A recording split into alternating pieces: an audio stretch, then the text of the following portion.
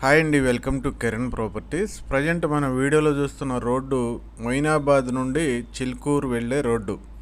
ఈ మొయినాబాద్ నుండి చిల్కూరు వెళ్ళే రోడ్డు ఫేసింగ్లో మనకి 500 స్క్వేర్ యార్డ్స్ అలాగే 600 square yards north facing plots 500 గజాలు అలాగే 600 గజాలు ఉత్తరం ఫేసింగ్లో రీసేల్ ప్లాట్స్ మనకి అవైలబుల్ ఉన్నాయి.